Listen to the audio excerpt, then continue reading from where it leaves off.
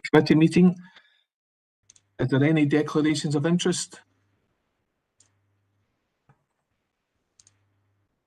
Nope, silence. Any apologies? Convener, there's one apology from Councillor Fotheringham. She said she will try and join the meeting at some point, but if not, we'll note her apology. Okay, thanks, Mark. The second item on the agenda is planning applications index. First planning application is pages 7 to 23. It's for 7 homes and Vant homes and Nestless Lamont and Garris, and it's the construction of 290 dwelling houses and associated roads infrastructure. Can't hear you, Harry. You know, I'm muted. Can you hear me? Yeah, you were a bit fuzzy, but all right. I'll repeat that again then. Pages 7 to 23. You hear me now? For 7 homes and a Vant home. Messrs Lamont and Geddes, construction of 290 dwelling houses and associated roads, infrastructure, landscape works, sites at northeast of Heathfield Farm from Cavell Road, Muirhead. The recommendations grant. There is a slight change in condition 25. Could I ask Graham to highlight that for us, please? Thank you, Convener. Yes, it was just to highlight that following the publication of the report, we had further discussions with the applicant. The thrust of the planning condition 25 doesn't change. We still will get affordable housing delivered on the site, and it's just a tweak to the timings of when that will happen. So it was just to advise committee that the condition 25 that's in your report before you will be tweaked ever so slightly. Okay, there was a request for a hearing, but it doesn't meet the criteria. The recommendation grant, is that agreed? Convener, we've got Councillor Anderson wishes to pose a question. Thank you. Okay. Thanks, Chair. I've got a question about condition 26. It says details of the Lochside path insofar as achievable to the north of the wetland crossing. What is it that's achievable? What is it they're asking is achievable? Is it the plans will be submitted in 3 months or the path? Could I have some clarification on that? And there's questions raised from residents about the primary school is to be located there. Clarification on that, please, because I attended a consultation event and the developers were keen to tell me where the primary school was going before they realised I was an elected member. Graham? Yes, thanks, Convener. Councillor Anderson, the condition about the path, what that relates to is the path that will be achievable. So with the first phase of development, they're going to try and put the first phase of the circular path in, which will come all the way down to the wetlands. So it won't be a circular path in the first instance. That will follow with the next phase of the development. So that's the answer to that one. With regards to the primary school, the education service are still looking at various options to locate a primary school in the CGA, and that's an ongoing process at the moment. You happy with that, Lynn?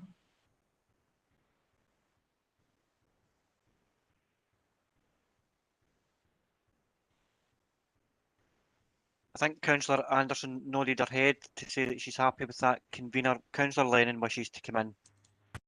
Can we try and use the chat bar? Is the chat bar not working? Because there's nothing coming up here. No, the chat bar facility is working, Convener. Am I good to go? Yep, sorry, on you go.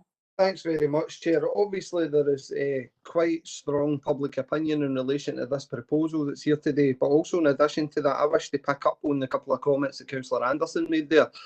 In relation to this planning application, we've been assured that there's a new school site that's going to be located within that. However, as things and time has unfolded, we're now looking at other identifiable sites in the local geography. Now, one of the concerns that I have is obviously the decision today is based on the fact that there's a potential primary school going to be located here, but in fact it isn't. And in addition to that as well, in relation to the pathway comments that Councillor Anderson raised, this is part of a wider 7 Locks project. And again, there's still been no clarification. I think we're a number of years away from any sort of progress being made on this. It's already been a number of years since granted the last time for the Seven Locks project to come into the area. So I'm looking for further clarification on that, especially a specific timescale for when that would be complete. Graham, can we anything further to add? Yeah, I mean, with regards to the school and potentially the school locating within the site, there is an area that was covered by the planning permission in principle that was approved in, I think it was October committee, that reserves an area for community uses. So there is the potential to locate a school within the Persimmon development, and that's something that education's been looked at. But the Education Authority are looking to keep their options open with regards to the location of a school, and a number of schools are being looked at. School locations, rather, are being looked at and explored with various different landowners. With regards to the path, I'm not sure what I can add in as much as that, you know, the planning condition that we've imposed introduces a requirement for them to develop a path as far as the kind of wetland crossing area. So, you know, to bring that forward, and there's timescales for that to be brought forward, and timescales for that to be developed on the site. Thanks, Graham. Any other further points? Sorry, Chair, Greg, want to come back in? I can't get my chat bar to work. So There are people having problems with chat bar.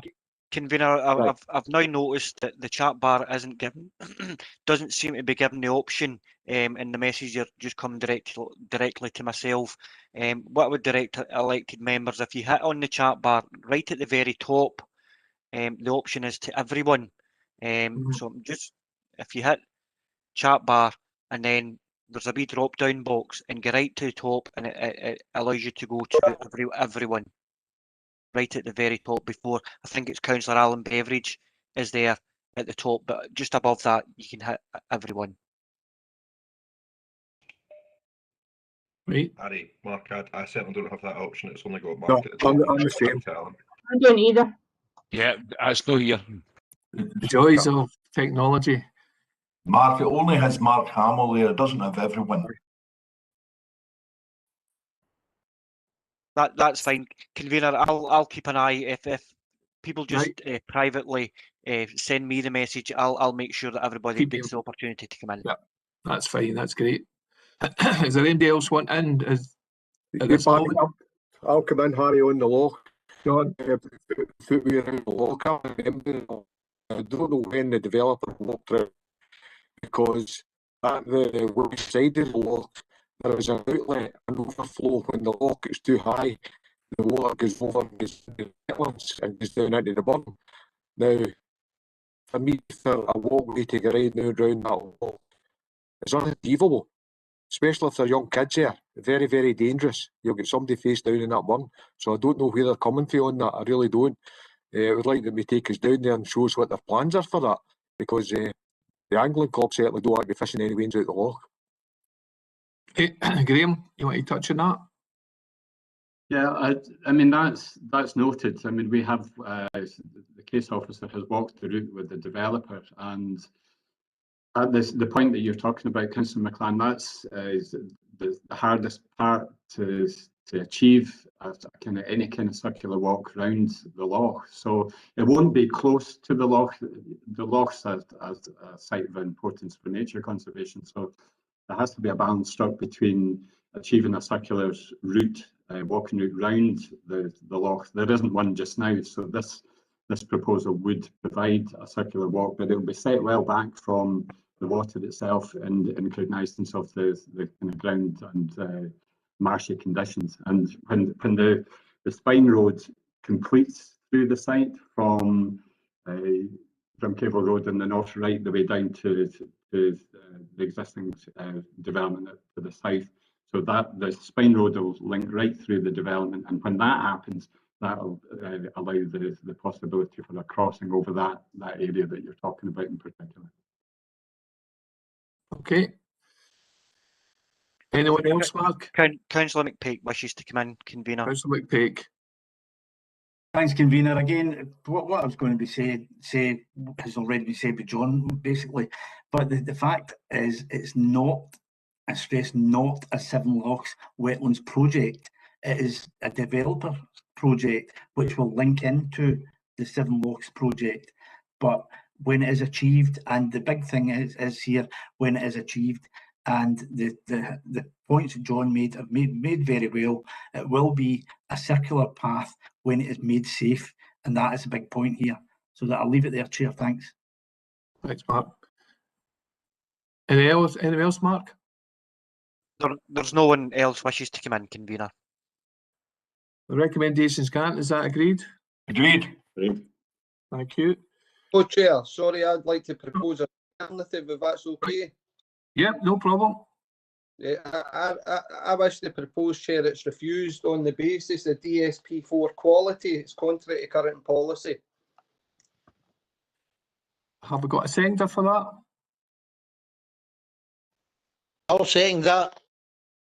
Who was that? Michael Coyle? Michael Coyle, aye. Right. Okay, sorry. Got a seconder. We'll take that as the amendment. Have we got a mover for the motion to grant? I'll move, Harry. Thanks, Jim. We've got a seconder for that. Second that. Alec. So we'll go to the vote and we'll make the amendment is refuse and the motion is grant. Okay, quite clear on that one? Yep. Mark, you want to go through the... Yeah, convener, I'll just go through and just to clarify, just what you said, motion is to refuse the application, amendment is to refuse the application, motion is to grant. So I'll go through alphabetical order. Councillor Anderson. Amendment. Councillor Beveridge. Motion. Councillor Burgess. Motion. Councillor M. Coyle. Amendment. Councillor Sophia Coyle.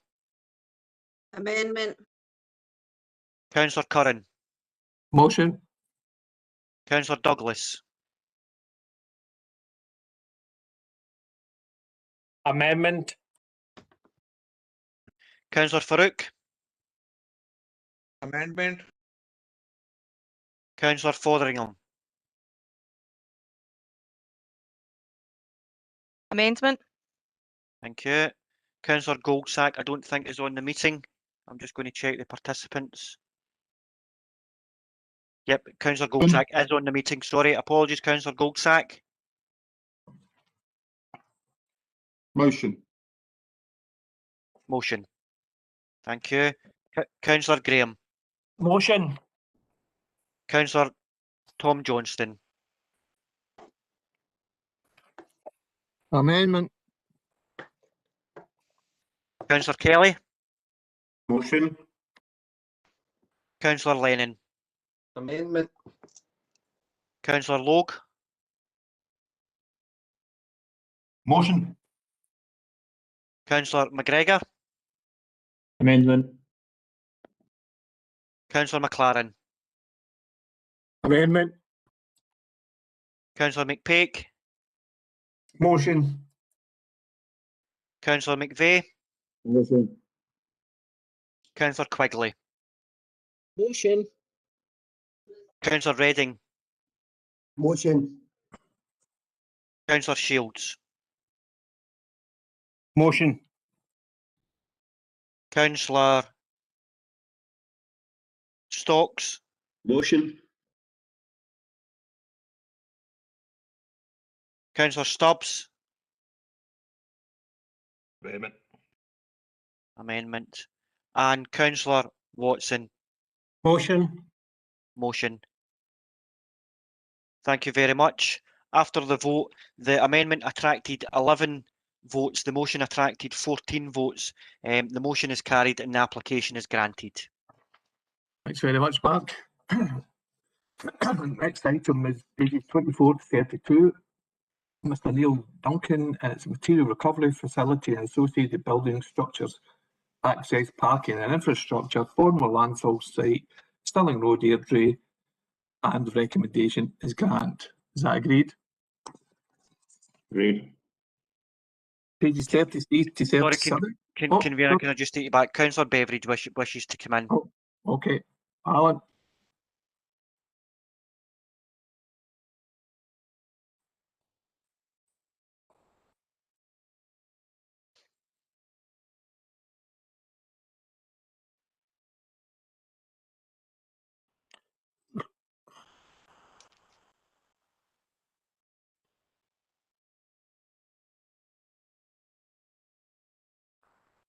Councillor Beveridge, you're off. You're able to speak. Sorry, my apologies. Apologies for that. It's just to confirm that from what sightings will there be of this facility from the main road? I know there's it's said in the report that there's going to be bushes and trees, etc., put on there, but it's got to be far enough away from the road that it won't be visible to nearby residents. Thanks.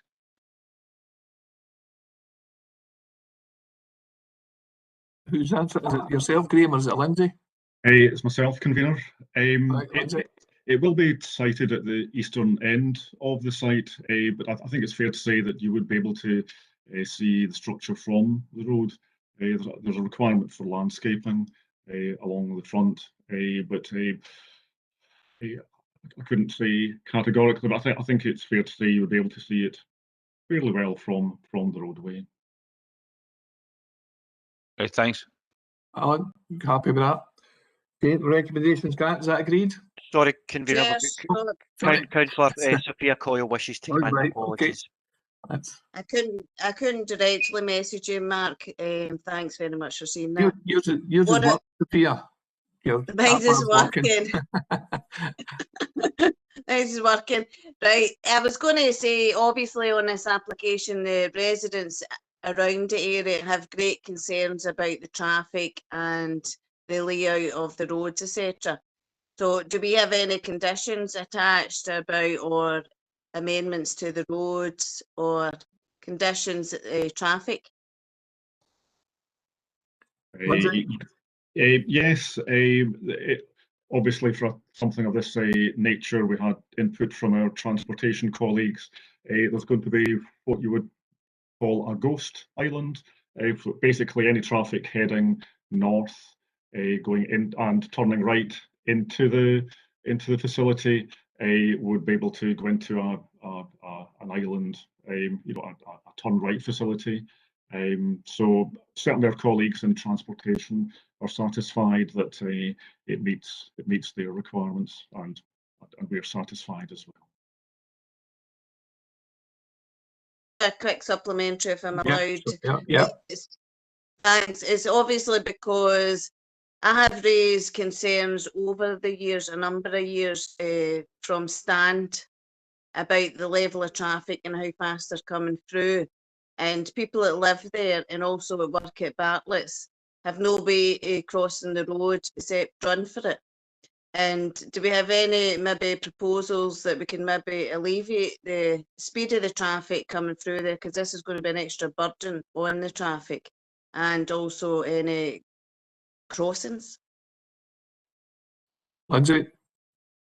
I think it's fair to say that if there is thought to be a bigger issue here in terms of pedestrian movement up in the Stand area, then it would be unreasonable to place that burden on the back of this application. I mean, clearly there's the wider issue of the Pan-Lanarkshire roadway, which would have a big impact on this road, but on the back of this particular application, the additional traffic levels aren't significant, and certainly not significant enough to merit anything of what you mentioned there, Councillor Coyle.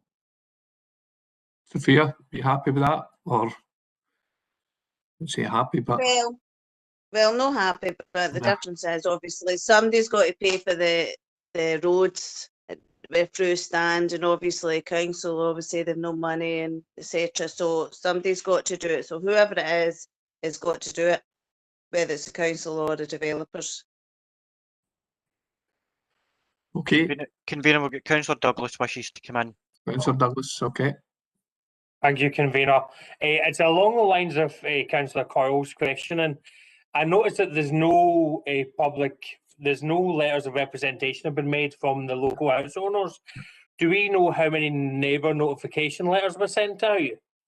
Because I have a concern, because there's no houses directly bordering the actual part that they were going to be building on, that the houses along the road haven't been notified. Does anyone know how many notification letters were sent out? Yes, we should know. Lindsay? I don't have that information right in front of me, but I mean, basically, there's a requirement for us to send notification letters to people or properties within 20 metres of the site. So I would think there's a very good chance that the nearest houses would be well out with that. In which case they would need to be dependent on an advert in local press or through other means to find out about the proposal. Yeah, there should have been an advert in the local press on that one. Convener, obviously, as many people know, the local press is not always read, and in such an important issue, I feel it's something that we're going to have to look at within planning. The 20 metres on a site like that is not going to, it's not going to be telling people. And I think we need to look at planning in the future about how we can obviously make sure that the local neighbours are notified, especially on a site where there's a large gap between the housing and the actual site itself. I have great concerns about this, that a lot of people in the local area do not know what they're getting themselves into, and possibly because they haven't seen it. I have great concerns about that. It's a fair point. Sophia, you want to come back in? No. Me again. Yep. Right, listen now, Trevor picked in a great valuable point there, and that was a question I actually forgot to raise as well, because I was trying to keep it brief. But there has been no neighbour notifications, and that's the ones from like the Rushes, etc., and the stand. But the difference is that is a fantastic point he's raised, and it should have been consulted possibly wider, because the impact of the traffic and everything else is going to affect him possibly greatly.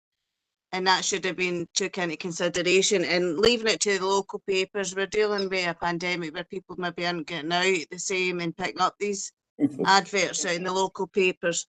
So I have great concerns about that one, that the neighbour notifications wasn't in, and that's why obviously people didn't put the objections in. Yeah. Lindsay? On matters of a neighbour notification, it's not something that we have discretion on. The rules are set by a national government, and it's a case of if people have to be notified, they will be, and if not, we don't have any discretion to look at a map and make any judgments over and above that. As I said, there'd be an advert in local press. We also publish a weekly list. Now, I'm sorry, I don't know the answer to this, but if there's a local community council in the area, then they would be notified of the application through the weekly list as well. So it's not just the advert and neighbour notification that people get to know about planning applications. Although it's I take all the points on board about in this case nearby, but we've done the correct thing in terms of notification. Okay, it is a fair point. There are less and less people who actually pick up newspapers anymore. So it might be something further down the line that certainly on a national basis is how isolated applications like this can get out to people that are affected, but they're not within the 20 metres. But no more questions. The recommendations, Grant, is that agreed? Agreed. Agreed.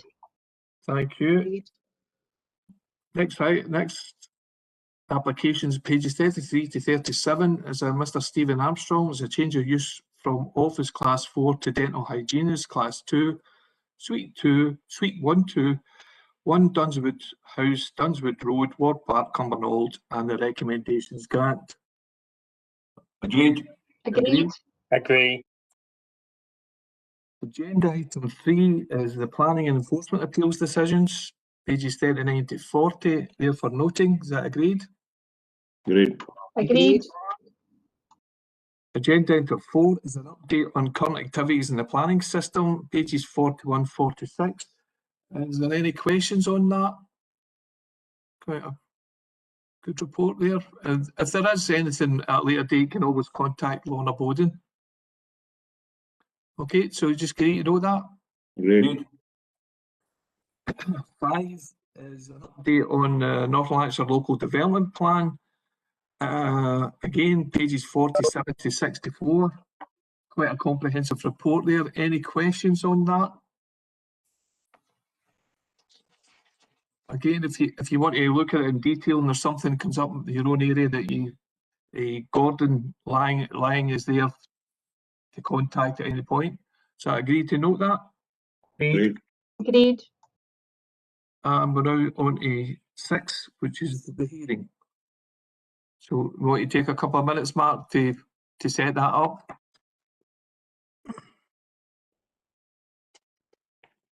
Apologies, convener. Everyone's on the meeting, so all right. They all know the procedure. So I think we're good to happy to proceed on that basis. Okay. So the application is approval of matters specified in conditions 1 to 4 planning permission in principle. Residential development land to the north of Cumbernauld Road, east of Hornshill Farm Road steps. Now the normal procedure here is we ask the planning officer to give us an outline of the application. We then bring in the applicant, and then we bring in the objectors, and then we open up to questions to the councillors. Normally, the procedure would be if there was a local member that wasn't on the committee, I would usually bring them in first, but I believe the 3 local members are on the committee, so we'll just leave it open for as and when they want to ask questions or make points. So could I ask Graham to give us an outline of the proposal? Thank you, convener. The application site is 13.7 hectares or 33.8 acres in area, and being part of a farm mainly comprises open grassland and some scrub woodland. It's located on the edge of Steps, north of Buchanan Business Park and west of Steps roundabout and the 806 link road to the M80. Gateside Farm and buildings are still standing, and these will be cleared to allow the development to take place. There are 2 semi-detached dwellings which front onto the A80, and there will be an upgraded vehicular access into the site taken from the Steps Road. The site benefits from planning permission in principle 16-01271 PPP, which was granted on appeal on the 5th of July 2018. This is, I'm sure members will appreciate, the second matter specified in conditions or MSC application, and members will recall that a previous application was refused by a committee in 2019, and that refusal was appealed and it was upheld at appeal. The reporters that looked into that appeal considered the main issues to be the landscape and visual impacts of the development, the extent of tree felling that was proposed, and compliance with local plan policy DSP4. So the principle of housing on this site has been established, and this application is a new layout that seeks to gain approval for the design and the layout of the development. As I say, it's for a different layout to the one that was looked at previously, and permission has been sought for the construction of 199 houses, associated infrastructure, landscaping and engineering work. With regards to the landscape and visual impacts, the applicant has focused this time on reducing the amount of cut and fill across the site. On average, there'll be between 0.5 metres and 2 metres across the development site as a whole, with a significant reduction and indeed elimination of boundary embankments, which were of a concern to the reporters right around the periphery of the site. This change, along with increased landscape buffers around the site boundaries, will help the integration of the development. Another concern, as I said earlier, was the extent of tree felling in the initial application. That's been addressed this time, and the an updated tree report has been provided by the applicant, and that identifies that there's 74 trees. Due to the condition, 19 trees do require to be felled for health and safety reasons, and a further 4 required to be removed to facilitate the actual construction. Consequently, 51 trees are to be retained and integrated into the proposals to significantly enhance the landscape quality of the site. The development has been designed to have a degree of frontage out onto Cumbernauld Road. There are 2 developers, and there will also be on-site affordable housing proposed as part of this application. There's something like 20 types across the site, predominantly 2 stories, although a couple of the Cala house types are 3 stories high, and I think there'll be 11 of those across the site. All the free market house types, they range from 2 to 5 bedrooms. Two developers, as I say, Barratt Homes will be building 111 houses on the site, Cala will be building 58, and the Cala houses are the ones that are closest to the existing residential properties instead. There will also be 31 affordable homes provided on the site. The materials to be used in the construction of houses is a modern housing development, so it's a modern mix of materials, including red and grey plain and profile concrete roof tiles, contrasting white dry rough cast renders or reconstituted stone. So a modern development, so some modern materials are going to be used. Public open space is going to be interspersed throughout the site and around the edges of the site, and there will be a central play facility provided, and 1,000 square metres of that will be equipped. The on-site affordable housing, so there'll be 30 units in total, is located down at the southeast corner of the site. There's also 2 suds ponds, one in the northeast corner of the site and the other one in the southwest corner. Following the legal agreement secured at the planning permission principle stage, each unit would have a financial contribution towards education provision. There's also an amendment to the legal agreement required to reflect the on-site affordable housing provision and the fact that some of the affordable housing policy requirement will be met through the provision of a commuted sum. The applicant has supplied a suite of information in support of the application, including landscape plans, landscape and visual impact assessments, tree surveys that I mentioned, analysis of the cut and fill proposals across the site, a design statement, protected species survey, so a comprehensive range of information has been provided. Section 6 of your report deals with the consultations that were undertaken in connection with the application, and you'll have noted those. Representations are covered in Section 7 of the report. There was a number of representations following the neighbour notification and press advert. Something like 73 letters of representation were received, including from the Community Council, Stephen Bonner MP and Fulton McGregor MSP, all of which are objecting to the application. We'll be hearing from the Community Council later in the hearing, but a range of matters were raised, including impact on infrastructure and local amenities, the design, impact, the planning policy, planning history, impact on residential amenities, concerns about landscaping, pollution impact, and impact on local ecology. The objections are all responded to in Section 8 of the committee report. Now, in accordance with Section 25 of the Town and Country Planning Act, planning decisions must be made in accordance with the development plan unless material considerations indicate otherwise. Our assessment of the development is contained in sections 8.2 to 8.18 of your report. But I would point out this: the site is located in the countryside area on the edge of steps, and in terms of the adopted local plan, the site is currently zoned as Greenbelt. However, as indicated earlier, the site does benefit from planning permission in principle for residential development, and it should also be noted that this is reflected in the Council's modified proposed plan, which is currently at examination.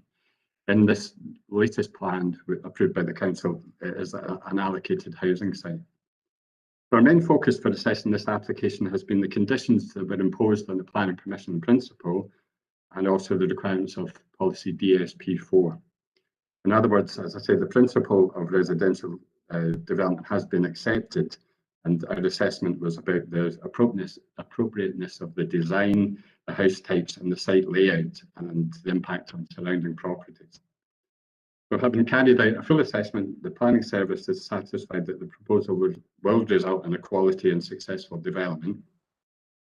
Also, the matters raised by the reporter and the dismissed appeal for the last MSC planning application have been addressed, in particular tree retention and reducing the landscape and visual impacts.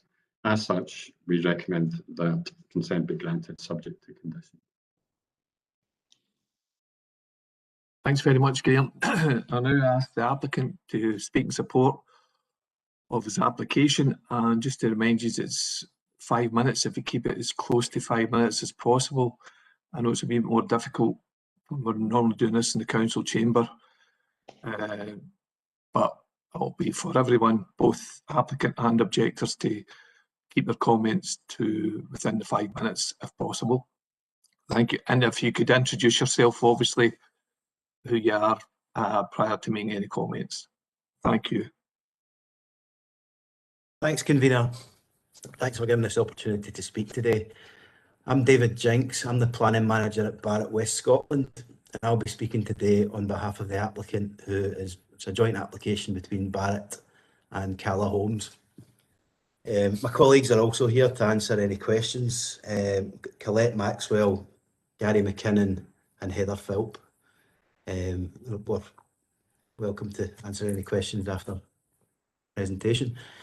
So first of all, as Graham's already mentioned, what you have before you today is an application that's recommended for approval by planning officers following detailed assessment with no objections from technical consultees. On the back of extensive stakeholder engagement and having learned lessons from the previous planning application and the subsequent appeal, we've made sure that the new plans are genuinely improved and that they fully comply with the existing PPIP consent, the development plan and the comments made by the appeal reporter. As such, we've taken on board feedback from a range of stakeholders to ensure that the development is of a high quality and that it would be an asset to the local area. I'm now going to run you through the key reasons why this would be a positive development for Steps and why it should be approved by members today. Proposed layout contains expansive areas of open space, which is well above guidance levels set by the council. Just to put that into context, not far off 40% of the site comprises landscaping and open space. This figure helps to demonstrate the improvements we've made to the proposals since the previous application. A large, well-located play area has been introduced at the front of the site, which would be set within existing mature woodland. This would be an important recreational asset which would attract people from within the site and the surrounding area. As well as that, footpath links are proposed at Mount Harriet Drive and Cumbernauld Road, which will mean the site and open spaces are well connected, encouraging cycling and walking to promote health and well-being. Landscaping buffers around the site edges have increased significantly, particularly to the north and the south. These are up to 50 metres in width in parts of the site, and the Cumbernauld Road frontage, for example, will be dominated by high quality landscaping, a sizeable play area and a 30 to 50 metre setback from Cumbernauld Road. As a result, this will create a very attractive site frontage at the entrance to Steps. As Graham's already mentioned, there was a large number of trees proposed for removal during the course of the previous application. The new application changes that completely by proposing to retain all existing healthy trees, as well as planting over 300 new trees across the site. And this represents another substantial change to the proposals. The hundreds of new trees to be planted means a significant net gain, which will help to foster the site's biodiversity. Housing density is in full accordance with the PPIP master plan, which allows for up to 200 homes. The average size of a home in this site has been reduced, and the footprint area for development is also reduced. This means that overall housing numbers are consistent with the previous application, and it also means an improvement to the overall range and choice of homes available for potential buyers. This range and choice wasn't as apparent previously, as it was more dominated by larger properties. We've significantly reduced the extent of ground reprofiling, which was a key issue raised during the appeal. Previously, there was up to 5 metres of regrading proposed. The new application eliminates all significant regrading and follows the existing contours of the site. Affordable housing has been agreed in full accordance with North Lanarkshire's requirements through the signed Section 75, which is attached to the PPIP. And the delivery of these homes would be beneficial in helping to alleviate the local affordable housing shortage and delivering the affordable housing targets that the council aspire to reach. A housing development at this scale will result in genuine economic benefits, such as creating employment opportunities and boosting local shops and services. And I would also point out that a financial contribution towards enlarging the capacity of local schools has been agreed via the Section 75. In total, £2.3 million worth of development contributions will be made to cover education and affordable housing. So just to sum things up, I'd like to reiterate that the application complies fully with the requirements set out in the planning permission in principle, the development plan and the previous appeal. The proposals are in keeping with the local area on a site zoned for residential development of 200 units in the new LDP, which has been agreed by councillors. The development would bring significant social and economic benefits to Steps, and I therefore respectfully request that the application is approved today. Thanks for giving me the time to speak today, and we're happy to answer any questions. Thanks very much, David. Just about 30 seconds over your time, which is very good. Is there anyone else from the applicants want to speak? No, the intention is that we're here to answer any questions, but there's no one else that requires to speak. Okay, then I'll just go across to the objectors and identify who's first to speak on behalf of the objectors. First to speak on behalf of the objectors is Alice Morton, Chair of Steps and District Community Council. Thank you, Convener Kern, and good morning, councillors, and thank you for this opportunity for the Community Council to speak today on behalf of the people of Steps. The planning issue today indeed is, does this revised design by Barrett and Calla achieve North Lanarkshire Council's policy DSP4 quality of development? This is about designing a layout which will relate well with the character and features of the rural landscape. It's about designing a place that will blend into that landscape and will not have an adverse visual impact on the existing village and the surrounding environment. It's about designing a development which will be an attractive addition to Steps. Today, the Community Council will set out its review of technical aspects and will argue that this revised design has not significantly changed enough from the first one.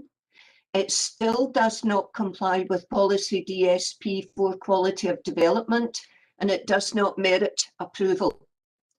Alongside this, there are 73 well-informed objections to it, which send a clear message to Barrett and Calla. Steps needs the clarity and certainty of a high-quality development, and this revised design does not give that. We know Barrett and Calla today claim that the redesign meets the policy and they want you to approve it. The significant opposition by the community shows that it has lost trust in Barrett and Calla and doubts their commitment to produce a quality development for Steps. You only have to look at their previous track record to see that these doubts are well founded. The first reporter, that's reporter Andrew Sykes, allowed this development only if it was of the highest quality of design because of its position at the perimeter of steps. Then later on, as a result of the outcome of the first hearing, the second reporter, that's reporter Elspeth Cook, she dismissed Barrett and Call's appeal because she found significant changes which conflicted with the demands of reporter Sykes and with the supporting documents that informed the original planning permission in principle. It's also of concern that during the appeal, reporter Cook had to make it clear to Barrett and Calla that DSP4 applied to their design and access statement, because apparently they were operating on the basis that it didn't. The Community Council was correct to challenge Barrett and Calla's first application, and the Planning Committee was correct to refuse it. The Community Council again challenges this revised design in the committee report before you today. We struggle to understand what significant improvements this offers. How does building one house less make a significant reduction in housing density? How will one house less reduce the visual impact of a development of this size? Why is the site layout still too close to the site boundaries? Why can it still be seen clearly from all viewpoints? Why are raised platforms still being built? Why does the development need this extensive tree planting to screen it? We struggle with the claim that a development of this magnitude will integrate well into the semi-rural landscape and make it an attractive extension to steps. Our true belief is that this large-scale development will have a significant, irreversible visual impact on the rural landscape. It will bring an urbanising effect to the local environment. It will cause harm to the neighbouring amenity, and it will not integrate successfully into the local area. Our belief is it will quite simply overwhelm it. The Community Council has met twice with Barrett and Calla at what were termed liaison meetings. But these weren't about listening from the Community Council's point of view. It was about telling us what we were going to get. Barrett and Calla have refused to consider the Community Council's alternative plan in any shape or form. In fact, we were told that it might be heading towards it at some point. It's not reached that point yet. And I'll close now. Steps Community owes you, the Planning Committee, a great debt of gratitude.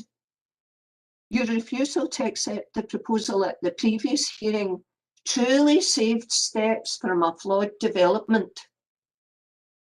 We're here today again, asking you to do the same, to support the people of Steps, to refuse this revised design on the grounds that it still does not meet policy DSP4, quality of development, and that Barrett and Calla redesign this site once more. Thank you for your attention. Thank you, Alice. Again, thank you for keeping almost within your time, maybe just a minute over, but perfect. Is there anyone else from the objectors want to speak? Yes, it's Paul Noble. I would like to now speak if I can. Can you hear me? Yep, we can hear you. Right, good. Morning, councillors. My name's Paul Noble. I'm a Steps Community Council councillor, and thank you for this opportunity. I'm going to provide clarification and comment on a number of detailed points on the application. First of all, I want to say that we accept as a community council that this site has been approved for housing development in principle. But councillors, this application is still not good enough for this prominent semi-rural site. It is, in effect, another punt, which prioritises maximising the number of houses on this site. We provided an alternative proposal at the last hearing, which you have a copy of, and sets the houses further back from all the boundaries, but Cala and Barrett have chosen to ignore this. They have noted that they have reduced the development site area by approximately 17%, but this is not significant, as you can see from the drawings and proposals, and in reality the houses still come close to the boundaries along Cumbernauld Road and also at the roundabout at the corner of the site, and also the dual carriageway bounding the eastern part of the site. They have also noted that they have reduced the changes to the levels on the site and redesigned engineering. This is a very important point because the reporter noted that there should only be slight regrading of the site and refused the previous detailed application because the changes in the levels are between 3 to 5 metres on the site on the previous application. So what Cal and Barrett have done now is they've redesigned the levels on this proposal, councillors, but 90% of this proposal has cut and fill of between 0.5 metre and 4 metres. So the level change is actually higher than what it was in the previous application. And they've had to do this because what they've done is they've introduced more houses closer together at a higher density into the site. So furthermore, the houses along Cumbernauld Road and at the roundabout will be sitting on a platform that is raised 3 metres higher than the existing levels. So it's our view that the planning report and the applicant's statements on these points are very misleading to the public, because what these statements are saying isn't actually what's going to happen in reality. Now, Carrot and Barrett have also noted that the houses are set back along Cumbernauld Road by 30 to 50 metres, but these sizes are small in comparison with the high density of the houses along the frontage on Cumbernauld Road. You can see that on the drawings and perspectives. And because of the significant visual impact of this approach that Cala and Barrett have adopted, they have a problem because the houses come so close to the boundaries that they're having to hide them effectively by tree screen planting. And this approach, councillors, is not compliant with the council's policy of DSP4, which is quality of the design. And these trees, furthermore, will not grow to a significant height until about 15 years' time, which is totally unacceptable from the community's point of view. So furthermore, in our view, the planning report, I'd like to say, is quite dismissive of the objections and, in our view, has downplayed the visual impact and the non-compliance of this proposal with the council's own LDP policies. So we're, councillors, really in exactly the same position as we were before at the previous hearing. The reason for this is that Cala and Barrett, in our view, are prioritising maximising the number of houses on the site and are reacting to the points made by the reporter and the refusals rather than being proactive in proposing a well-designed development that responds to the semi-rural context of the site. It's also important to note that the Scottish Government is trying to improve the quality of design and housing development by the publication design guide documents such as PAN 67, which is housing quality, and the Designing Streets Policy document. And North Lanarkshire Council have also included these design principles into the LDP policy DSP4 and also the document SPG 15, which is a good design toolkit. But councillors, in our view, they are not been fully considered on this very important application of what was a greenbelt site. So councillors, to sum up, the Community Council are asking you to support your community, the people who vote for you, and refuse this application and request that Cala and Barrett adopt a proposal which is closer to our proposal which presented before, which has set the houses further back from the boundaries and reduces the visual impact of the development on the site. Thank you, councillors. That's me. Thank you very much, Paul. Is there anyone else from the objectors want to speak? Yes, good morning, Convener. It's Ken Maxwell, Vice Chair of Community Council. We'll progress. Is that okay? Fine, thanks. Carry on, Ken. Will do. Thank you. Good morning, councillors. Thanks for giving us a hearing today. We very much appreciate that. Why are we here today? Well, we believe the proposals in front of you will negatively impact the community that we live in and will continue to live in, and that future residents will live in too.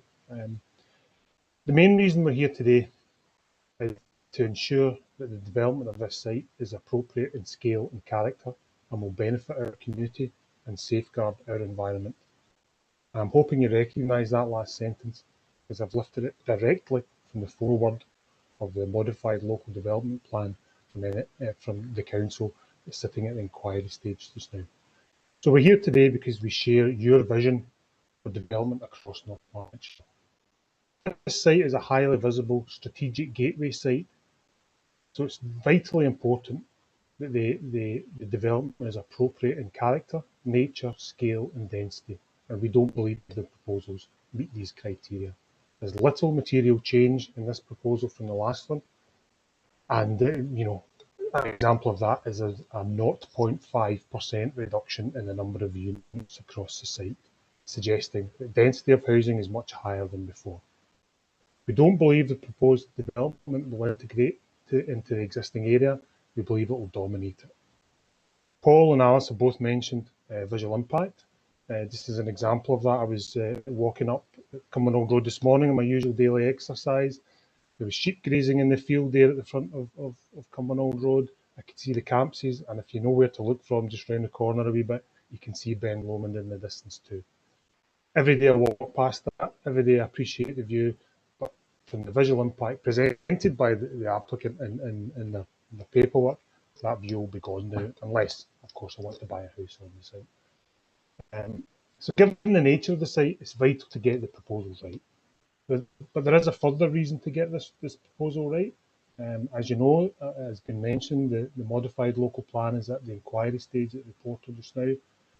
Both developers in this case, along with Taylor Wimpey, are challenging the LDP and the green belt designation of the other areas immediately adjoining this site and stretching up to the M80 and down to the border with Glasgow.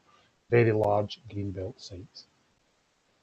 Interestingly, the evidence submitted by developers to the reporter in this, their own evidence suggests that in the next 10 years, as it stands, there'll be a slight excess in housing supply in this sub-market area.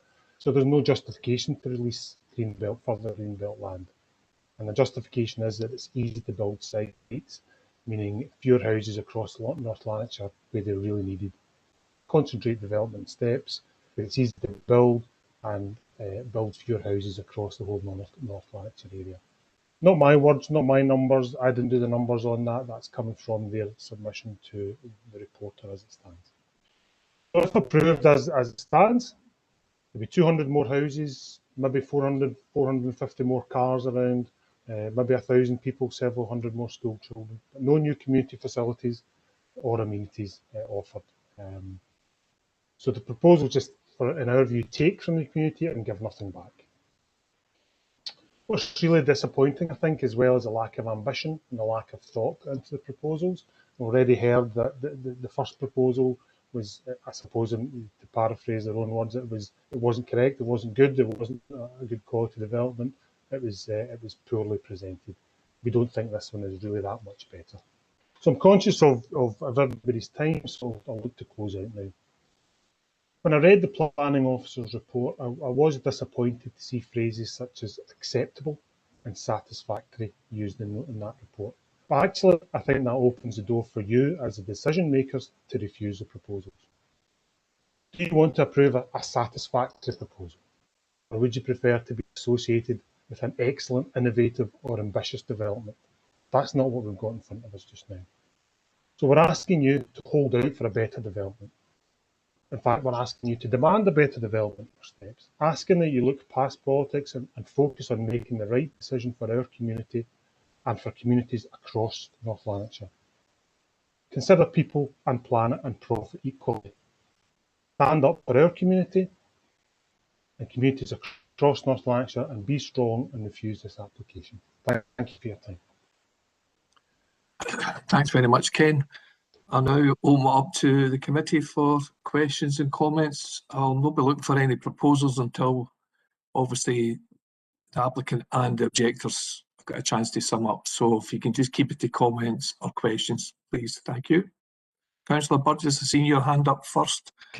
Convener, can I just, sorry, there's some in the chat bar. Apologies for that, Convener. Yeah, I couldn't get on the chat bar, Convener. It's okay, just follow me in when you've got the others on, all right? As long as we don't miss you, Bob, that's fine. If I give you a couple of names then that had indicated prior to Councillor Burgess's hand going up, it was Councillor Anderson, followed by Councillor Stubbs, followed by Councillor McLaren, then Councillor Burgess, and then Councillor Beveridge. So Councillor Anderson would be first, Convener. Councillor Anderson. Lynn. Thank you very much, Chair. I'm sure my colleagues will agree. The Community Council members have eloquently highlighted their concerns, which I share. I've previously expressed my disappointment that the reporter granted this in Greenbelt designated land at all. And that reporter clearly doesn't understand what it's like to watch our Greenbelt and wildlife habitats be eroded in front of our eyes, open space which has become even more precious to us all in the past year. Not to mention the inadequate healthcare facilities, post offices, supermarkets and schools bursting at the seams that we face across wards 5 and 6. I don't agree, I'm afraid, with David's points that lessons have been learned, and I feel that this is a disappointing application, especially when the local community council has already shown what a much better quality application might look like. And it's disappointing, but not at all surprising that maximising profit over quality has been chosen. Acoustic fencing, and in particular acoustic glazing, to me are clear signs that this is not good placemaking. I am genuinely interested to know how this developer can justify to anyone that they should live in a house that requires that they keep their windows closed, just for peace. Local volunteers have installed new barn owl boxes as the current nesting site will be destroyed if this development goes ahead. I'm seeking assurances regarding the future biodiversity of the site, particularly regarding the planting of native broadleaves, evergreens and other plants and shrubs, and I don't just want the cheapest available used. David also mentioned in his summing up that there's social and economic benefits. I would like him to expand on what he thinks those benefits are and who he thinks will benefit from that. Thanks. Thanks, Lynn. David, could you answer some of the points that Councillor Anderson has made? Yeah, sure, no problem. Thanks. Yeah, I would just start off by saying, in terms of the visual impact and of this proposal has been rigorously assessed by planning officials and their consultees, and obviously the PPIP application was an appeal decision. On both occasions, no objections have been raised in terms of visual impact. The reporter in the PPIP appeal concluded that visual impact could be addressed by the planting scheme in the master plan. Our layout accords with the master plan, and that's a really important point to make. In terms of the extent and the width of landscape buffers and boundaries, we are fully compliant with that master plan and we improve upon it in various areas of the site. And again, I think that's a key point to raise. In terms of the benefits, economic benefits of this scheme, construction as a whole brings significant economic benefits in terms of job creation. Subcontractors and employers that we have are from local areas. That brings a lot of jobs to the area. there's numerous benefits in terms of retail spend and businesses that are in the local area from new residents. There's additional council tax receipts that are generated. The other thing is that we're proposing a large play area within the site that's well connected to the town of Steps, and that actually brings a benefit in terms of social interaction and health and well-being, and that's something that isn't there at the moment. So there's a number of social and economic benefits which are I think Councillor Anderson asked about the biodiversity and the protection of wildlife. I'm not sure if she asked about visual impact, and she's gone up in the chat bar saying she didn't, but the biodiversity, could you answer that? Is that correct, Lynn? Yeah, sure. There's been detailed ecology. I didn't ask about visual impact, and I'm not convinced by the social and economic benefits, because I'm not sure that David's quite getting his audience right here. I asked really, my most important is about the acoustic glazing, and then the biodiversity. Yeah, there is an element of the site that requires acoustic glazing, but we've actually managed to significantly reduce the amount and the extent of acoustic barriers across the site. So we've improved on that significantly from the previous application. But there is, with any site that's next to roads, motorways, it's inevitable that there'll be a degree of plots that require mitigation in the form of enhanced acoustic glazing. I mean, the vast majority of housing sites in North Lanarkshire require that due to the location. And the reason they're located close to roads is, it's a sustainable location for housing. So that's something that is a feature of housing across the country. The biodiversity, sorry? Sorry, in terms of biodiversity, we carried out detailed ecology surveys, and that'll be fully mitigated in this proposal. There's no significant concerns in terms of loss of biodiversity, and we're retaining every healthy tree on the site that we can retain, and that will obviously have a degree of positive impact on biodiversity. Obviously, there'll be 300 new trees planted as well, which is really positive, and that'll help to boost wildlife and biodiversity within the site itself. Okay, Mark, who's next on the chat bar? Can't hear you, Mark. Apologies, convener. It was Councillor Stubbs. Councillor Stubbs, Alan Stubbs. Thanks, Harry. I've got a few questions, but before I do that, I wonder if my eyes aren't working. I have looked through this report. I tried to read through it last night, and I've been also reading through it this morning, but I can't actually see a response from education. Am I missing it, or is it not there? Graham?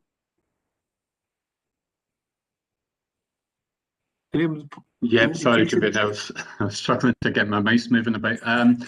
The planning permission in principle dealt with the education contribution. So I do believe it is covered in the report. So we didn't consult education again because that's right. That was already agreed through the planning permission in principle. So there's a legal agreement in place that covers developer contributions for the school. Right. Okay, that clears that up, Alan. Not really, but okay, I'll take that as what it is, but I don't think it really does clear it up for us, Harry, because I think that would be quite interesting to hear what education had to say on any changes to any proposal that's come before planning, particularly in an area that it's not my local area, but I do understand that there's a real issue with education provision and capacity in that particular area of North Lanarkshire. To pick up on Lynn's point, first of all, the one point that she said at the start was disappointed in the reporter's decision initially to grant this planning permission in principle.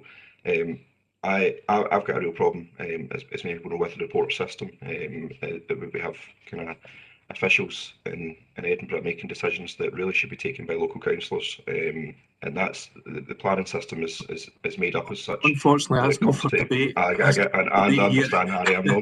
I'm not going to get into the politics of it. I'm simply saying that what we I've have. suffered through the reporter as well, so carry on. No, absolutely, and but what we appear to have here, and I am giving this a very fair hearing. I've listened to all the contributions, but what we appear to have here is an applicant who goes through the motions and brings something to a council in the hope that they can take it and win it on a legal basis with a planner in Edinburgh. I think the point that Ken raised, I've got to say, and as I said, I'm giving a very fair hearing. There's many points that the objectors have made that I am not taking into consideration. For instance, views and things like that are very, very important, but a long time ago someone said to me that my view is not more important than your right to a house, and I take that as the guiding principle that I work on when making decisions on planning applications. But the point that Ken Maxwell made about the applicant previously submitted what they now acknowledge was a flawed proposal, and then appealed it despite the knowledge that it was flawed, in the hope that it would get through anyway. It doesn't really suggest to me that it's a responsible applicant in this particular proposal. I think it's good that there's 40% open space, or around about 40% open space proposed for development. But I do have concerns about the affordable homes element of the application on 2 points. First of all, the sizes of the homes compared to the other homes in the development. It appears to me that all of the affordable housing that's proposed is to be 1 and 2 bedroom, whereas every other home is to be 3, 4 or 5 bedroom. It doesn't quite point out who will be responsible for building those homes out of Cala and Barrett, or what quality they'll be built to in comparison to the homes that are going to be sold for a lot more than the affordable homes. And there's also the fact that the council's policy has a minimum in the Northern Corridor. There is a minimum, and actually I think it should be everywhere, but it's only in the Northern Corridor. There's a minimum number of affordable homes that have to be built as a proportion to the size of the development, and this proposal doesn't meet that. Instead, they're going to pay £750,000 to the council, and I'd be curious to know where that £750,000 is proposed to go, and how many homes that would build. Because for my counting, we're about 25 or so short of the minimum that's supposed to be built out there. As part of this proposal, and £750,000, is that going to, can maybe one of the planners can tell me if that's going to build 25 homes nearby that are of the affordable category. I think Alice Morton's the main point I've taken from that is that this proposal is one house fewer than the previous proposal, and Colin Noble's point of getting round the previous rejection by moving the houses closer together doesn't bode well for the people that are going to be living there. I think that new developments tend to have houses quite close together anyway. To move them even closer together from the initial development would be quite a concern, I've got to say, particularly with all the other issues that have been raised on noise pollution and quality of life for people that buy houses there, and people often buy off plan. So there is a responsibility. It's not going to affect me long term. The people buy a house in some sort of knowledge, but if you're buying it off plan, you don't necessarily know what it looks like until you actually move in, or at least you've signed all the paperwork. So I do have serious concerns. I expect that no matter what the decision is today, that if the councillors vote to reject it, then I suspect that the applicant is going to go to the reporter and try their luck there again.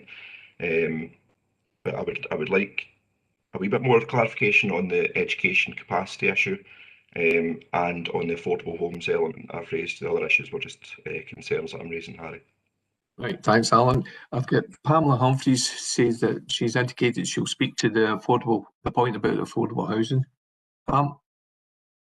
Thanks, convener. Yeah, just to pick up on the affordable housing, just to clarify that the affordable housing, both in terms of how much would be on site and how much would be commuted sum. That was agreed with the new supply team. So that was previously agreed, as was the mix. And the intention is that the houses, if built, would be built by Barratt and bought by the council as part of our overall new supply programme. And any commuted sum, that also goes to support the additional new supply in the affordable housing policy area, which, as you know, is the Cumbernauld housing market area. So that funding is ring fenced and is used to support predominantly. We use that for to support the buyback purchases. So the money is reinvested in the affordable housing. So that mix was what was felt to be appropriate for the needs of that area. Thanks. Graham, could you just...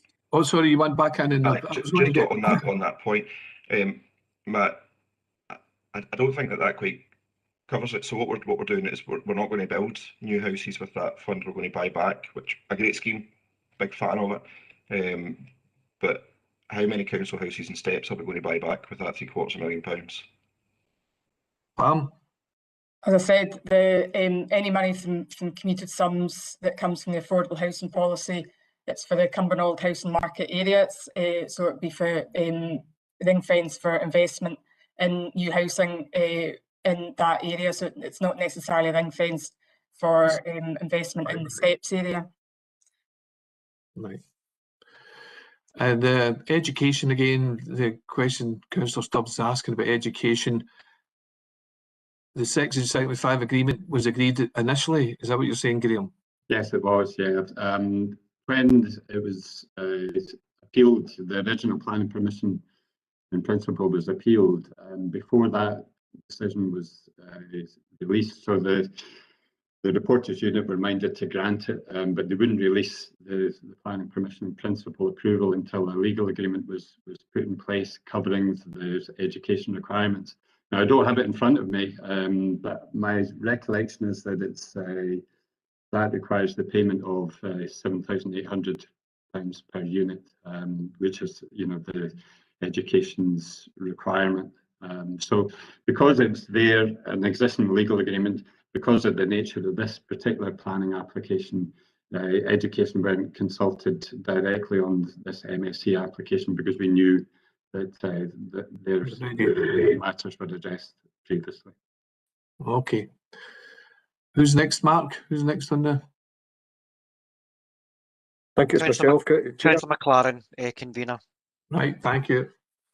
Thanks, convener. I won't keep you long on this, convener, but a question for Mr. Jinks at the end of it. First of all, I'd like to congratulate Steps Community Council on a fantastic work and the long hours they've put into this objection. It's very rare for a reporter to uphold an objection against the developer. The reporter not only upheld this objection, but advised the developers to look at the number of units that they requested. They did, and they reduced it by 1. This does not meet the Steps community requirements and still does not meet policy DSP4. I fully support this group and the people of Steps and will vote accordingly shortly. But interesting that Mr. Jinks stated earlier that the affordable houses will be the southeast of the site. That is closest to the dual carriageway. Will this be the houses that will need the acoustic glazing? Could you answer that, Mr. Jinks? David?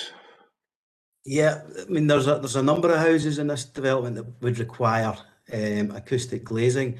Yes, some of those affordable units would require acoustic glazing, but there's also numerous private units around the edges of the site that would also require acoustic glazing. So yeah, they're spread across the site.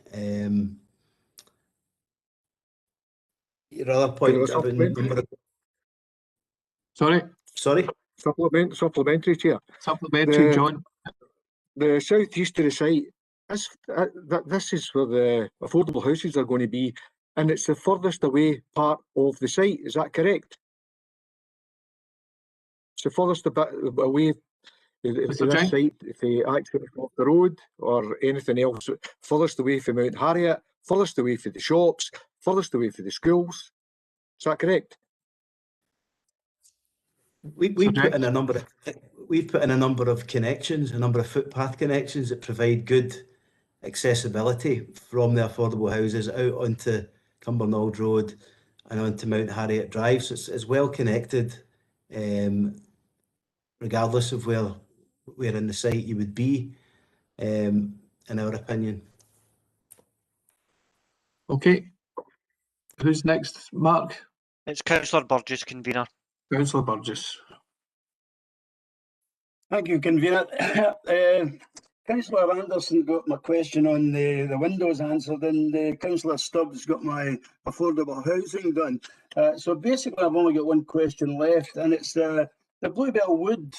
Is it a historical wood, and where is it on the map next to this Horns Hill name? There's no woods or anything near that. Can somebody point that out to me, where these woods are, and are they historical? Graham, can you touch on that? I can do, yeah. The woods are to the north of the application site, so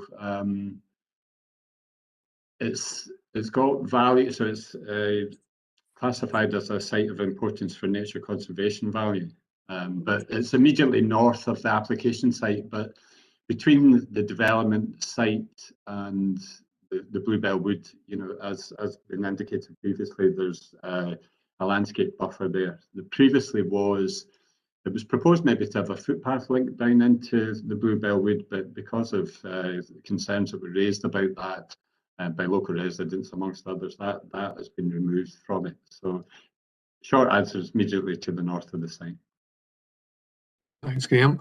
Any other questions, Mark? Yeah, there's a couple of speakers. Convener, Councillor Beveridge, followed by Councillor Logue, and Councillor Stubbs has requested to come in as well. Okay. Councillor Beveridge, Alan. Thanks, convener. Question firstly to the planners and then to the objectors and the developer. Was this the initial planning application? I'm right in assuming the initial planning application was refused by this planning committee, and that then was overturned on appeal to the Scottish Government Reporter. And also, can I ask the developer and the applicant, has there been any liaison between any to sort out the issues that we're facing? Thanks. Thanks, Alan. I think that's Councillor Beveridge. Oh, sorry. Oh, sorry. I was just going to confirm that you have it correct, that the initial planning application in principle was refused and granted on appeal. Yep. Mr. Jenks. Yeah, thanks. There's been liaison between the developer, the planning authority, and also the community council. We had a number of community liaison group meetings after the application was lodged. We also tried to engage prior to the application being submitted, prior to this application being lodged. The community council declined to meet with us at that stage. Okay.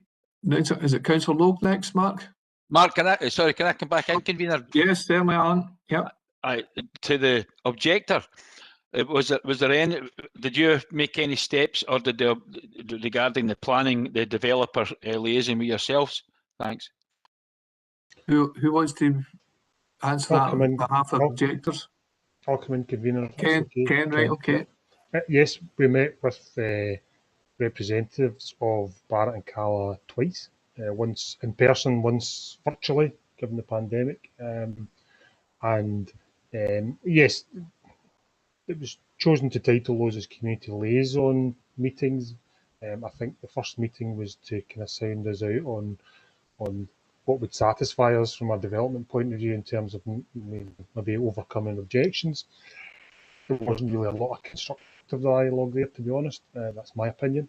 And the second meeting, there was much less constructive dialogue too. That was more recently, just a couple of months ago. But yes, we have spoken with the applicant, but I think there's no sort of coordination of approach with that, if you know what I mean. We disagreed fundamentally on some of the aspects of development. Yeah, okay. You happy with that, Alan? Convener, Heather Philp from the applicant is wanting to come in on that point if you're happy Yep. to allow her. Absolutely. Hi there, I'm Heather Philp, I'm from Barrett Homes. I just maybe like to clarify a point that's just about engagement that we've had with the local community.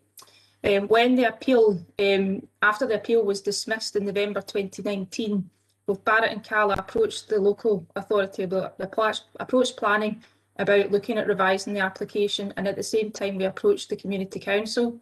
We then met with the Community Council in January 2020 before we took any tentative steps to prepare any new layout and asked what their views would be on a new layout. We then went away and prepared our application. We approached the Community Council in June 2020, but any meetings were further declined at that point. So then we progressed with the application, and before we lodged it in November 2020, we gave a copy of the application to the Community Council with the view that we could have any meeting with them and also have any correspondence with them on the detail that we presented. And we only had a meeting in January 2021, which we were able to then present to the Community Council, but I would say that there wasn't a level of high engagement from the Community Council throughout the preparation of our application. Okay, happy with that, Alan? Councillor Logue. Councillor Logue wishes to come in, Convener. Right. Councillor Logue. Thanks very much, Harry. I mean, I've been sitting here patiently listening to a lot of what's been said, but I think it is not appropriate for us today to go over the decision of the reporter. Regardless of our own views or previous views, we have to respond to the presenting reality that the application has in principle agreement. And what that means is that the applicant has been directed by the reporter that this site is suitable for building houses on. And that affirmation has been agreed by all the statutory consultees who have been involved in the discussions to date. Could I pose a question to the planning department? Can members be given assurance that what has been submitted today by the applicant complies with the recommendations of the decision as outlined by the Scottish Government reporter? And could also make a passing reference, I heard one of the objectors saying he sincerely hoped that members of the committee would base their decision not on politics. Can I assure him the members of the Planning Committee never base their decision on politics, but always base their decision on interpretation of sustainable planning principles? And I hope that gives them some reassurance. But I would like to hear from the planning officers in terms of, does this application comply with the recommendation which has been given to us by the reporter of the Scottish Government? Graham. Councillor, we believe it has. I mean, we've set out in a detailed report, you know, our assessment of the development against both the conditions in the planning permission in principle approval, and also against DSP4 of the local plan, and taking, you know, cognizance of the reporter's decision based on the refusal of the previous MSC application. So in short, yes, we do. Thanks, Graham. Councillor Stubbs. Thanks for letting it back in, Harry. It was just something that it was a response that David Jenks made to Lynn Anderson's before I came in, and I'd written it down, and then it was off my wee list of where I was going. He said something along the lines of the developer would retain every healthy tree that it can, and I would like a wee bit of I'd like him to expand a little bit on that, because somewhere when I was reading it last night, I did see something about trees, and they're graded quite high, the trees, and I understood that there were to be no healthy trees removed from the site if the application is granted. If you could just clarify the comment that they would retain every healthy tree that they can, please. Mr. Jenks, you want to respond to that? Yeah, absolutely. Happy to clarify that. Yeah, the tree report that was submitted as part of the application identified there's 74 trees on the site. Now, we will retain all trees that are healthy. There was 19 of the trees identified within that tree survey of category U, which means they're either dead or dying, and they have to be removed for health and safety reasons. All other trees will be retained in the site, apart from 2 or 3 at the site access that have to be removed to allow the site access to be constructed. And that was all agreed as part of the original appeal. So yeah, we're retaining all healthy trees on the site in addition to the 300 new trees that we'll be planting as part of the proposals. Thank you. Thanks for any more questions, Mark, and any comments? No. There's no further questions at the moment at this time, convener. Okay, can I go to the applicant to sum up and not to introduce any new information and to try and keep within the 5 minutes? Please, is it yourself, David, that will be summing up? Yeah, just to keep it very short, all I would like to say is that we think this is a really positive proposal for Steps. It's a high quality housing development. I mean, we've spoken a lot about density and about the unit numbers. Density wasn't an issue at the appeal. The proposals aren't overdevelopment of the site at all. In fact, they far exceed open space standards, comply fully with things like window-to-window distance standards, garden size standards. There's an over-provision of open space. The design is of a high quality, genuinely. It complies with designing streets. It complies with policy DSP4. You know, as I say, you've got close to 40% of the site that will be open space and landscaping. We're retaining all the trees that we can on the site. We've significantly improved on cut and fill, which was an issue at appeal. All the things that were raised at appeal, we're complying with and we have improved on, and we're in full accordance with the master plan that formed part of the PPIP consent. And that's the key consideration here, is does this proposal comply with the original master plan that was granted as part of the PPIP? And the answer to that is yes, it does comply with the master plan, and it also complies with the development plan policies and the allocation in the proposed plan for 200 units. So there's a number of benefits that this proposal will bring. It's fully compliant with planning policy, and we're just really keen to make a commitment to this site and to move forward and to deliver the much needed housing that's required for this part of the country. That's all I want to say at this stage. Thanks. Thank you, David. Is there anyone else for the applicant want to speak? No? Right. Now we go to the objectors. Who's going to speak on behalf of the objectors? I think initially Mr. Maxwell was going to sum up, but he's lost his connectivity. All right, I can see him. You're so on I mute. think All right. He's asked if Alice Morton can sum up on behalf. No problem. Alice?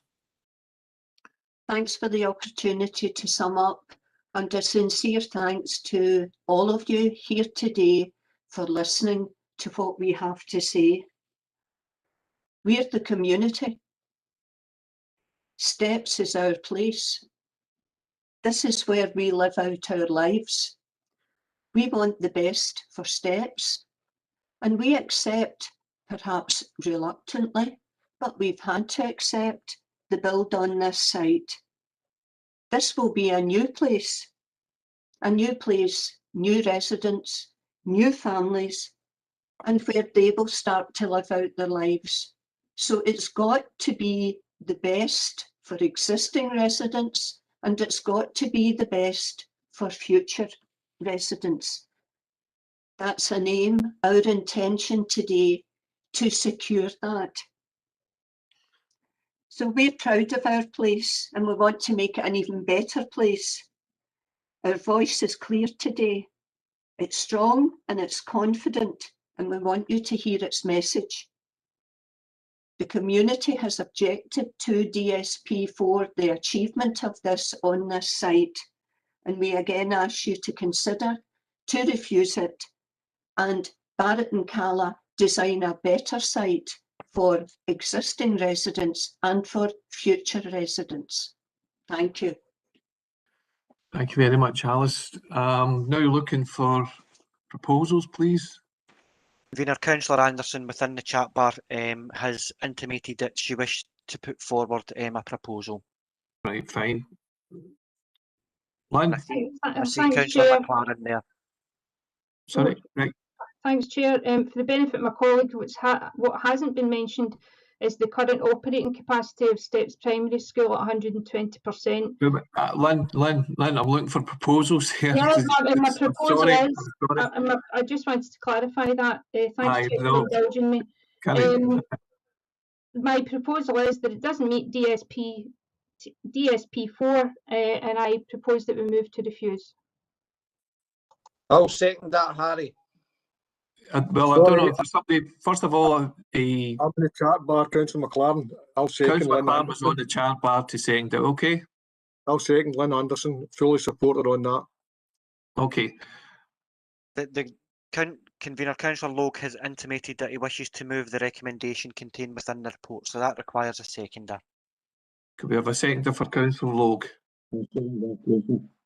Harry, can I just say that moving this recommendation, I think all members should be aware that it is totally compliant with the recommendations of the Scottish Government Reporter. We've already been given advice to that effect. If the application is refused today, I believe it will be costly. It will be costly in terms of financial consequences because the applicant will appeal the decision and quite rightly the Scottish Government will uphold the decision or will give consent. So, and will award the cost against the council. So once again, the council will be left with a fairly hefty legal bill. It will also be costly because it goes against the vision and plans which this council has agreed on. And that is to try and advocate for more and more investment in North Lanarkshire. If it's refused today, it gives the wrong message to potential investors. It says to investors, we don't want you to invest in North Lanarkshire. We don't want to achieve our ambition of 5,000 new houses in North Lanarkshire. Absolutely unjust. Point of order, Chair. Sorry. Point of order. Jim, I've got your point of order. Jim, That's got nothing to just do move with the it. proposal. Right. Okay, Harry. You should come in. Move the proposal. Okay. And we had a second. Was it Councillor McVeigh? Was it seconded that? I heard someone seconding it. You're muted, Alec. That's correct, Convener. I'll second that. Right. So we'll take the refusal as the amendment and the motion is grant. Is that agreed? So if you can go to the vote, Mark, please. Yep. Thank you, Convener. Councillor Anderson. Amendment. Councillor Beveridge. Motion. Councillor Burgess. Motion. Councillor M. Coyle. Amendment. Councillor Sophia Coyle. Amendment. Councillor Curran. Motion. Councillor Douglas. Motion. Councillor Farouk. Amendment. Councillor Fotheringham's not on the meeting at the moment. Councillor Goldsack. Can you please repeat what I'm on again? Because I just got disturbed. Someone was at the door. That's okay, Councillor Goldsack. The amendment is to refuse the application. The motion is to grant the application. Amendment. Thank you. I'm going to refuse. Councillor, that's fine. Thank you, Councillor Goldsack. Councillor Graham. Motion. Councillor Johnston. Amendment. Councillor Kelly. Motion. Councillor Lennon. Amendment. Councillor Logue. Motion.